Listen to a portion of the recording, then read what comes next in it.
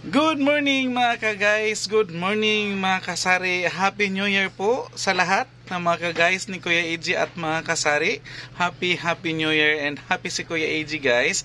Kunting update lang tayo. Ang pizza ngayon is nasa January 6 na po. January 6 na po and sorry na late ang update ni Kuya AJ. Bisibisihan talaga si Kuya AJ guys. Nakita nyo naman siguro sa post ko sa aking personal account sa Facebook is nung first duty ng unang araw talaga ng taon o sa first duty pa January 2 na po. January 2 is si Kuya AJ po ang nag-duty sa aming tubigan. Kaya busy si Kuya AJ and ngayon lang ako nakapag-update. Share ko lang guys. Share ko lang yung mga ganap natin last New Year at saka kumusta ang ating bintahan. Sa bintahan tayo focus guys dahil happy si Kuya AJ. About tenga ang ngiti ni Kuya AJ guys. Dahil po ang kita natin last New Year is guys, malaki-laki po talaga yung kita natin compared last year. The other New Year ng 2023 is iba po talaga ang sales natin ngayon. Siguro relate dito yung mga mga kasari natin na iba po talaga ang bintahan this New Year. Ayan po. So na-experience talaga ni Kuya AJ na super busy sa pagbibenta ng alak, super busy sa pagbenta ng mga soft drinks at kung ano-ano pa na mga kakailanganin ng ating mga customers. At saka hindi ko lang guys sasabihin yung exact figure pero sobra po yung sakutan natin. Siguro pang third 3 times or 4 times po na mahigit sakutan natin yung kinita namin or binta namin last January 31. Yan po guys. So happy si Kuya AJ na ibalita sa inyo. And kumusta ang tindahan ni Kuya AJ ngayon? Dahil hindi pa kami nakapag-schedule mag-grocery guys. Maraming kulang. Tatingin ninyo maraming stocks pero maraming kulang dyan. Hindi po namin maibigay lahat kung ano yung gusto ng customers dahil marami pong kulang sa tindahan namin. So hopefully this coming Sunday, by Sunday nga guys, by Sunday is makapag-grocery si Kuya AJ dahil busy po talaga si Kuya AJ, renewal pa na ating mga business permits and 2 permit po yung i-renew ni Kuya AJ dito sa aming tindahan at saka sa aming tubigan.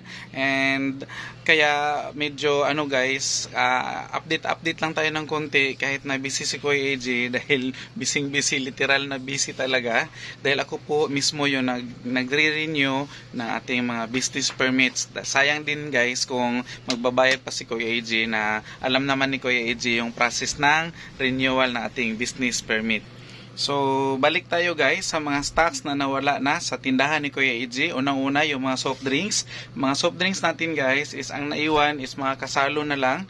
Kunting kasalo na lang at saka hindi pa nakabalik si Coca-Cola o yung panel truck ni Coca-Cola. Hindi pa bumalik. At saka nakabili na rin ako guys ng tanduay long neck at saka tanduay na lapad. Yung lapad na senior.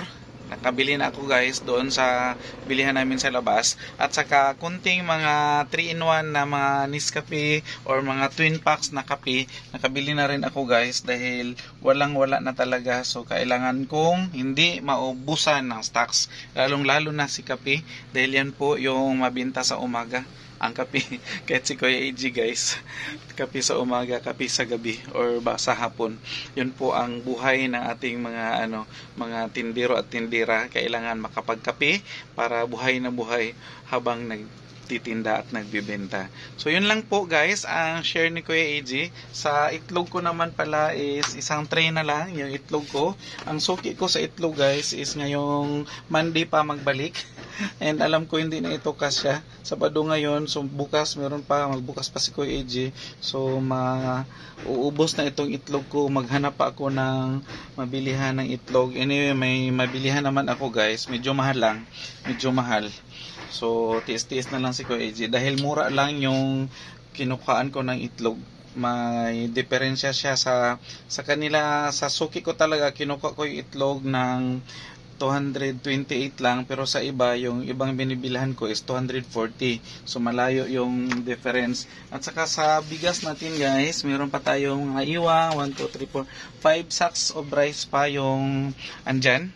So yan po yung naiwan bago, yan po ang naiwan sa pinadeliver ko yung bagong taon. Nakapa-deliver ako ng 10 sakong 25 kilos na kuha ko yelo. So may naiwang 5.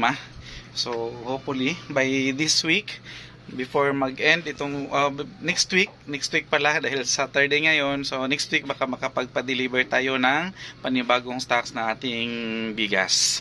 Ayan po, and that's all for today mga ka-guys. Happy New Year ulit sa ating mga kasari and mga ka-guys na patuloy na tumatangkilik kay Kuya AJ. Kahit minsan lang nag-update si Kuya AJ guys. Bye bye for now!